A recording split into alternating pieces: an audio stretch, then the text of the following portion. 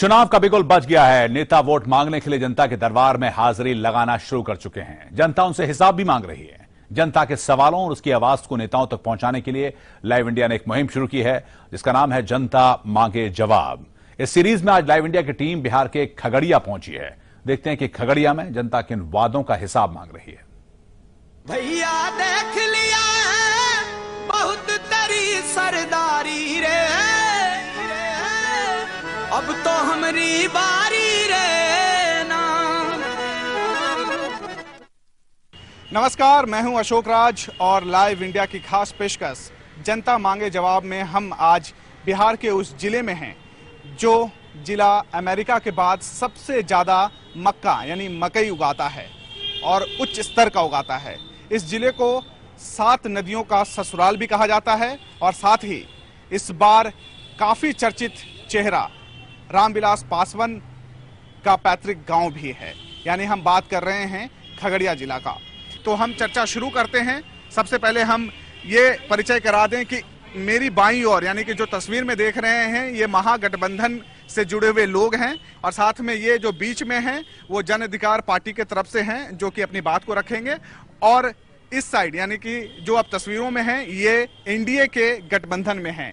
हम सबसे पहले सवाल लेंगे जनता जनार्दन से, क्योंकि ये जनता ही है जो कि चुनकर सभी नेताओं को सत्ता पर बिठाती है। उच्च स्तरीय शिक्षा तो यहाँ है ही नहीं। विद्यार्थी इंटर करने के बाद पूछ लीजिए क्या किया है इन्होंने, कोई भी बड़ा काम नहीं, सिर्फ बेरोजगारी लूटा है यहाँ पर। जैसे बिहार में पति पत्नी मिलकर लूटा था, उसी तरह यहाँ पर भी पति पत्नी दोनों मिलकर के लूटा।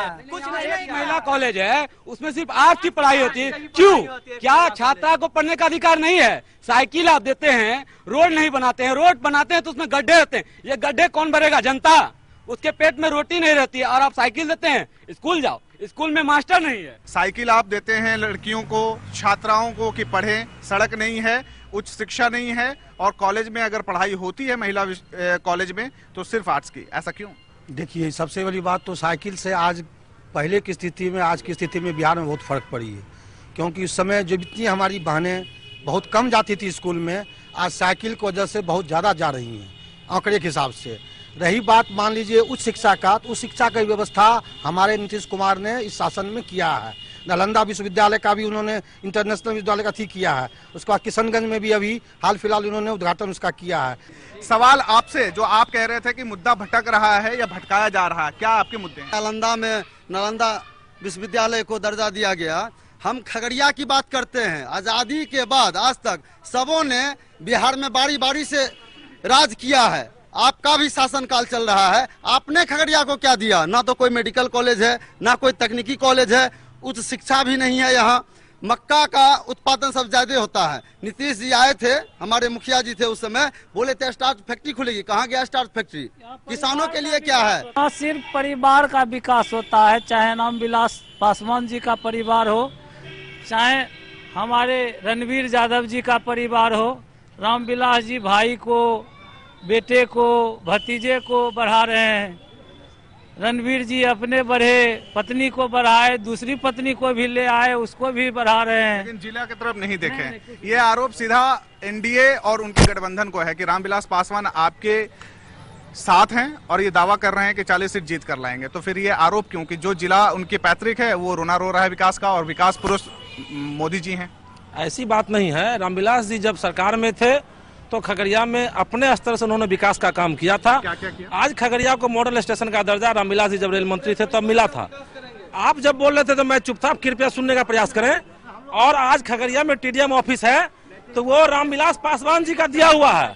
टीडीएम ऑफिस खगड़िया में, टीडीएम ऑफिस जो है वो रामविलास जी का दिया हुआ है। और जब रामविलास जी मंत्रालय में नहीं थे, उसके बाद जो लोग सरकार में आए उन्होंने रेल को पैसा नहीं दिया, इसलिए मेरा मॉडल स्टेशन आज भी उसी स्थिति में है। रेलवे ओवरब्रिज का क्या हुआ? रेलवे ओवरब्रिज ये सेंट्रल का आज तक पूरा नहीं कर दिया गया।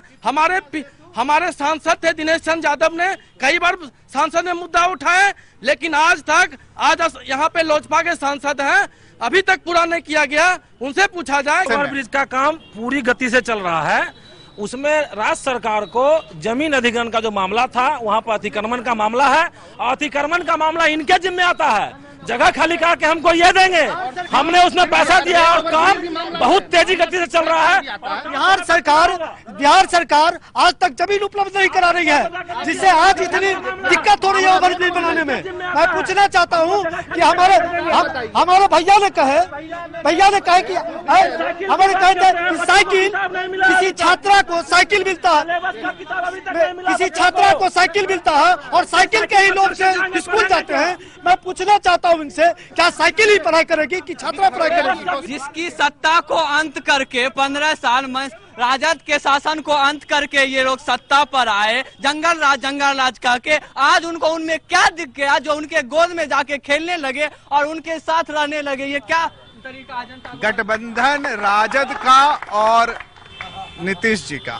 नीतीश जी ने खूब आरोप लगाए लालू यादव पर कि जंगल राज कर दिया।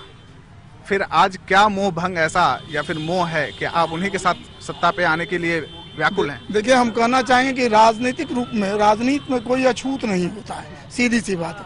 आज जो व्यक्ति कह रहे थे कि भारत जलाओ पार्टी, ये हमारे माननीय यहीं के हैं रामविलास बाबू, वो कह रहे थे भाजपा मतलब भारत जलाओ पार्टी, आज उनके कंधे पर बैठे हुए हैं। तो आज हमारे अगर गले में गले दोनों नेता मिल रहे हैं, क्या परेशानी है भैया? अब तो ये आपने देख लिया कि नीतीश और लालू दोस्त हो गए, रामविलास जी और बीजेपी दोस्त हो गए, आप पड़ गए अकेले। तो आप जो इतिहास लिखने चले हैं, क्या आपके पास पर्याप्त लोग हैं और आपके पास वो जज्बा है कि आप लिख देंगे? जी, मेरे पास युवाओं की फौज है, वो युवा जो ईमानदार है, बेरोजगार है। मेरे पास किसानों का फौज है जिसे उचित मुआवजा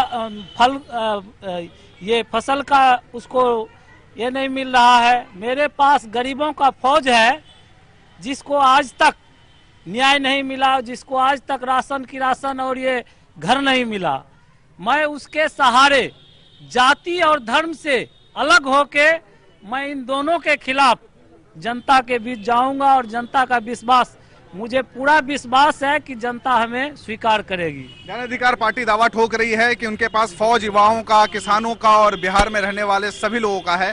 जनता सवाल सर, मैं पूछना चाहूंगा, जो लोग मतलब बिजली के बारे में बिजली की बात किया करते थे, वो आज लालटेन लेकर क्यों घूम रहे हैं? हमारे नेता माननीय मुख्यमंत्री नीतीश कुमार ने वादा किया था हर घर बिजली का व्यवस्था सुधारूंगा, और हर घर में 20 से 22 घंटे बिजली है। और हमारा नेता ने जो वादा किया वो हर घर बिजली पहुंचाया, 20 से 22 घंटे बिजली है। आपने सुना खगड़िया जिला में किन किन समस्याओं का सबसे बड़ा अंबार है और विकास की बात कर रहे ये नेता लगातार ये दावा कर रहे हैं कि अगर चुनाव में जीत कर आते हैं, बिहार की जनता अगर उनको समर्थन देती है तो ये विकास करेंगे अपने जिले का, साथ में पूरे बिहार का। लेकिन अभी भी ये सोचने वाली बात है कि कृषि प्रधान देश होने के बावजूद इस जिले की सबसे गुणवत्ता वाली मकई अभी भी अपने ऊपर रो रही है, और हम जो पॉपकॉर्न और कॉर्नफ्लेक्स खाते हैं उसका सबसे ज्यादा पैदा इसी गांव में होता है। उम्मीद करते हैं कि जो जनप्रतिनिधि लाइव इंडिया पर